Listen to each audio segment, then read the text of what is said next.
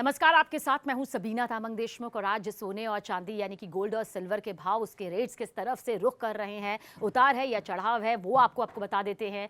क्योंकि सोने और चांदी में मामूली गिरावट जो है वो यहां दर्ज की गई है। सबसे पहले आपको बता देते हैं कि 24 कैरेट सोना, 22 कैरेट सोना, 18 कैरेट सोना और चांदी आखिर किस रेट के हिसाब से आज आपको बाजार में मिलने वाला है।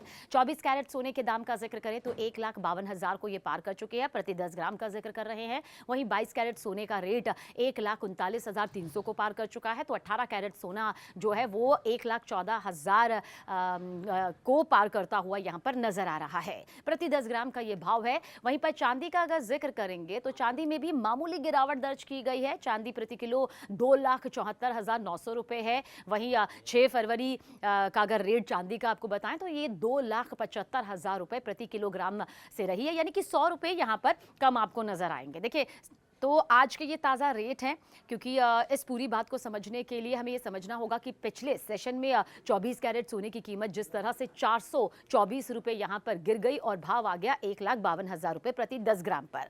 इससे पहले यही सोना 1,52,502 रुपए पर बंद हुआ था, यानी कि एक ही दिन में साफ गिरावट यहां पर देखने को मिली। 22 कैरेट सोने की कीमत भी नीचे आई और इसके दाम 1,39,692 रुपए से घटकर 1,39,303 रुपए प्रति 10 ग्राम यहां पर हो गए।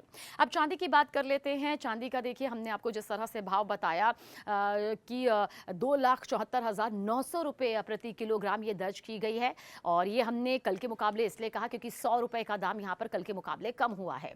दिल्ली सराफा बाजार का जिक्र कर लेते हैं, जहां पर चांदी और भी ज्यादा सस्ती हुई है। यहां चांदी टैक्स रहित 13,000 रुपए टूटकर 2,55,000 रुपए प्रति किलोग्राम तक आ गई है। MCX यानी कि मल्टी कमोडिटी एक्सचेंज पर चांदी को वायदा भाव घटाकर 2,49,499 रुपए प्रति किलोग्राम दर्ज किया गया है। लेकिन ध्यान देने वाली बात क्या है कि 29 जनवरी को चांदी ने जहां 4,20,048 रुपए प्रति किलोग्राम का भाव छू लिया था, सबसे ऊंचे स्तर को छुआ था, वही अब तक के जो सबसे करेक्शन का ये भाव देखने को मिल रहा है चांदी में, वो एक बड़े अंतर के साथ दिखाई दिया है। वैसे सवाल उठता है कि आखिर सोना चांदी इसके दाम गिर क्यों रहे हैं। पहले तो बिल्कुल हाई लेवल पर पहुंचे, रिकॉर्ड स्तर पर पहुंचे, तूफानी और सुनामी रफ्तार नजर आई, लेकिन अब ये दाम यहां क्यों गिरे।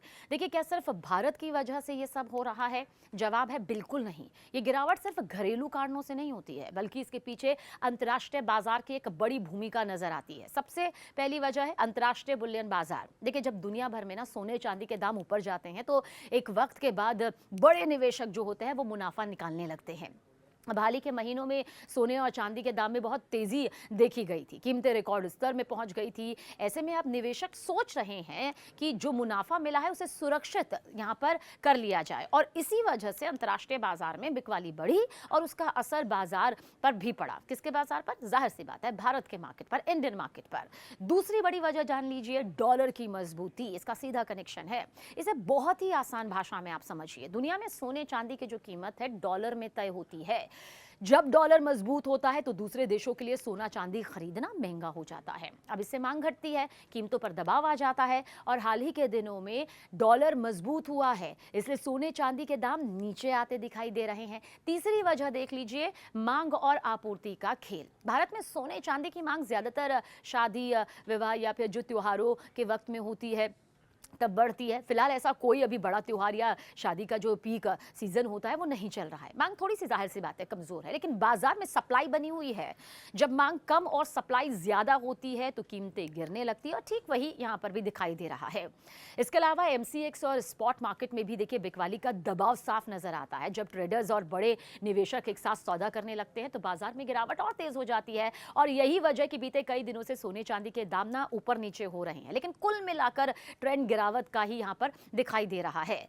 अब अंतर्राष्ट्रीय बाजार की तस्वीर में भी थोड़ा समझ लेते हैं, क्योंकि वहां जो होता है ना वो भारत में भी असर के तौर पर दिखाई देता है। हाल ही में इंटरनेशनल मार्केट में चांदी की जबरदस्त उतार चढ़ाव वाली तस्वीर नजर आई है। एक दिन पहले चांदी करीब 10% तक टूट गई थी और भाव आपको बता दें कि 64.08 डॉलर प्रति आउंस तक हो गया था, लेकिन इसके बाद अचानक बाजार में सुधार हुआ और हाजिर जो चांदी है वो करीब किस तरह से 74 डॉलर प्रति आउंस पर पहुंच गई। अब इसका मतलब क्या है? यह है कि बाजार अभी बहुत अस्थिर है और किसी भी खबर पर तेजी या गिरावट आ सकती है। देखिए, मार्केट एक्सपर्ट्स कहते हैं कि समझना बहुत ज़रूरी है कि मौजूदा गिरावट घबराने वाली मंदी नहीं है, इसे मंदी से जोड़कर मत देखिए, क्योंकि उनके मुताबिक ये सामान्य करेक्शन का फेज है।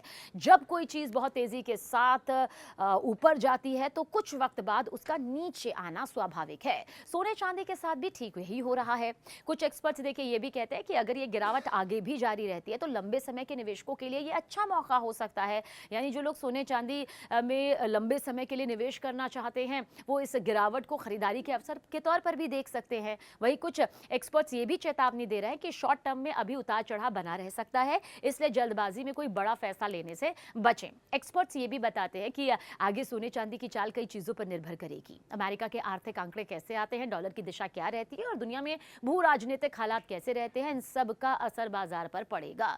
अगर वैश्विक अनिश्चितता बढ़ती है तो निवेशक सुरक्षित निवेश के तौर पर फिर सोने चांदी की ओर लौट सकते हैं, और अगर डॉलर मजबूत और होता है तो जाहिर सी बात है कीमतों पर दबाव बना रह सकता है।